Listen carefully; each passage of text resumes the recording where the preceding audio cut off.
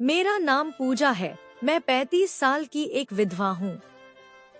मेरे पति को इस दुनिया से गए हुए पूरे 5 साल हो चुके हैं। इन 5 सालों में मैंने अकेले ही अपने बेटे और सास ससुर की जिम्मेदारी उठाई है। मेरा एक बेटा है जो 6 साल का हो गया है और वह मेरी जिंदगी का सबसे प्यारा हिस्सा है। मेरे सास ससुर भी हमारे साथ रहते हैं और वे बुजुर्ग हैं जिनकी देखभाल मैं ही करती हूँ। हमारा घर काफी बड़ा है, इसलिए घर के सभी काम करना मेरे लिए कठिन हो जाता था। इसी कारण से हमने एक 17 साल का लड़का घरेलू काम के लिए रख लिया। वह देखने में थोड़ा बड़ा और परिपक्व लग रहा था। उसकी उम्र के मुकाबले उसका व्यक्तित्व बहुत अधिक विकसित था। पहली नजर में तो सब सामान्य लगा, लेकिन धीरे धीरे कुछ अजीब होने लगा। मैंने कई बार उसे उसके फोन में गहरे डूबे हुए देखा, पर मैंने इस पर ज्यादा ध्यान नहीं दिया। मुझे लगा कि वह भी बाकी युवाओं की तरह मोबाइल का शौकीन है। वह लड़का जब घर आया तो शुरू में सब कुछ सामान्य लग रहा था। वह अपना काम समय पर करता और हर आदेश का पालन भी सही ढंग से करता। लेकिन कुछ दिनों बाद मैंने उसके व्यवहार में एक बदलाव महसूस किया। वह अक्सर अपने फोन में खोया रहता था और मुझे देखकर जल्दी से कुछ छिपा लेता। मैंने सोचा कि यह सिर्फ उसकी निजी बात हो सकती है, इसलिए मैंने उसे रोका नहीं। लेकिन धीरे धीरे उसकी आदतें और भी संदिग्ध लगने लगी। वह देर रात तक जागता और फोन में कुछ देखता रहता था। कई बार मैं उसके पास से गुजरी, लेकिन उसने मुझसे नजरें चुरा ली। उसका यह बर्ताव मेरे मन में सवाल उठाने लगा, पर मैंने फिर भी उसे नजरअंदाज करने का निर्णय लिया। मैंने सोचा कि शायद वह भी किसी उम्र की उलझन से गुजर रहा है। लेकिन एक रात कुछ ऐसा हुआ जिसने मेरी सोच को पूरी तरह बदल दिया। एक रात जब सभी सो रहे थे, मैंने उसे फिर से फोन में कुछ देखते हुए देखा। उस समय कुछ तो था जो मुझे अंदर तक बेचैन कर गया। मेरी जिज्ञासा इतनी बढ़ गई कि मैं चुपके से उसके पीछे खड़ी हो गई। मैंने उसकी स्क्रीन पर नजर डाली तो देखा कि वह कुछ ऐसी वीडियो देख रहा था जो मेरे लिए बिल्कुल असहज और अश्लील थी। मेरे दिल की धड़कनें तेज हो गईं और मैं वहां से चुपचाप अपने कमरे में वापस आ गई। वह दृश्य मेरे मन में बार बार घूमने लगा और मेरे अंदर अजीब से विचार आने लगे। उस रात मैं सो नहीं पाई, क्योंकि वह घटना मेरे अंदर कई सवाल खड़े कर रही थी। मैंने सोचा कि क्या यह नौकर सचमुच मासूम है या उसके इरादे कुछ और हैं। मेरे मन में यह सवाल उठने लगे कि क्या मुझे उससे बात करनी चाहिए या फिर उसे तुरंत घर से निकाल देना चाहिए। उस रात के बाद से मेरे मन में अजीब सी उलझनें चलने लगी। एक ओर मैं अपने बेटे और परिवार की जिम्मेदारियों में डूबी थी, तो दूसरी ओर यह नौकर मेरे विचारों में जगह बना रहा था।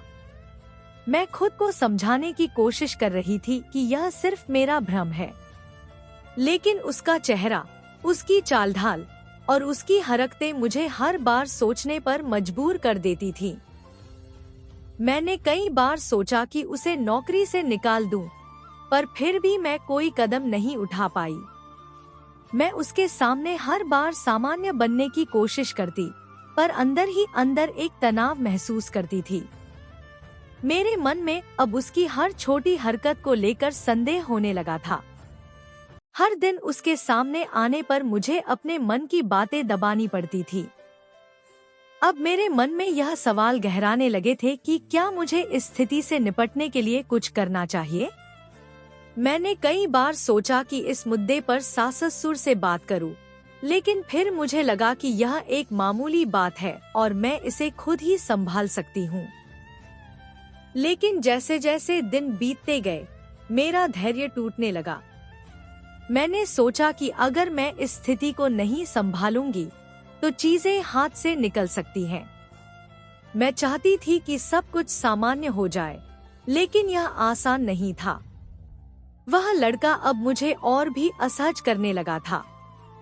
उसकी हाव भाव में एक नई तरह की अजीबता थी, जो मेरे मन की बेचैनी को और भी बढ़ा रही थी। अब मुझे यह साफ महसूस होने लगा था कि मुझे इस समस्या का समाधान खोजना होगा। मैंने खुद से सवाल किया कि क्या मुझे उसे नौकरी से निकाल देना चाहिए या फिर उसे एक मौका देना चाहिए। मेरे मन में एक नैतिक दुविधा थी। एक तरफ मैं खुद को उसकी हरकतों से दूर रखना चाहती थी और दूसरी तरफ मैं चाहती थी कि शायद वह सुधार जाए। लेकिन जैसे जैसे समय बीतता गया, मुझे लगने लगा कि स्थिति गंभीर होती जा रही है। मैंने अपने बेटे और परिवार के बारे में सोचना शुरू किया और यह निर्णय लिया कि मुझे किसी भी तरह से उन्हें इस स्थिति से दूर रखना होगा। यह निर्णय लेना मेरे लिए आसान नहीं था, लेकिन मैंने अपनी और अपने परिवार की सुरक्षा को प्राथमिकता दी। मैंने आखिरकार हिम्मत जुटाई और अपने सास-ससुर से इस मुद्दे पर बात करने का फैसला किया। मैंने उन्हें पूरी स्थिति समझाई, बिना किसी विवरण को छुपाए। पहले तो वे हैरान हो गए, लेकिन जब मैंने उन्हें सब कुछ विस्तार से बताया, तो वे भी चिंतित हो गए। मैंने उन्हें यह स्पष्ट कर दिया कि मुझे अब उस लड़के पर भरोसा नहीं है और हमें उसे तुरंत निकाल देना चाहिए। मेरे सास-ससुर ने मेरी बात मानी और हम सभी ने मिलकर निर्णय लिया कि अब उसे घर में और रहने नहीं दिया जाएगा। अगले दिन मैंने उस लड़के को बुलाया और उससे बात की। मैंने उससे सीधा पूछा कि वह अपने फोन में क्या देखता है और क्यों उसने ऐसी हरकतें की। पहले तो वह चुप रहा, फिर उसने सफाई दी कि वह गलती से ऐसा कर बैठा था। उसकी सफाई में सच्चाई की कमी थी और मैं जानती थी कि वह झूठ बोल रहा है। मैंने उसे साफ शब्दों में कह दिया कि हमें अब उसकी सेवाओं की जरूरत नहीं है। उसने कुछ बहाने बनाए, लेकिन मैंने उसे साफ साफ घर छोड़ने को कहा। यह निर्णय मेरे लिए कठिन था, लेकिन यह मेरे और मेरे परिवार के लिए सबसे सही कदम था। उसके घर से जाने के बाद मुझे अंदर से कुछ राहत महसूस हुई। मैंने महसूस किया कि मैंने सही निर्णय लिया था और अब मेरा परिवार सुरक्षित था। अब घर में वह तनावपूर्ण माहौल नहीं था और मैं फिर से सामान्य जीवन की ओर लौटने लगी।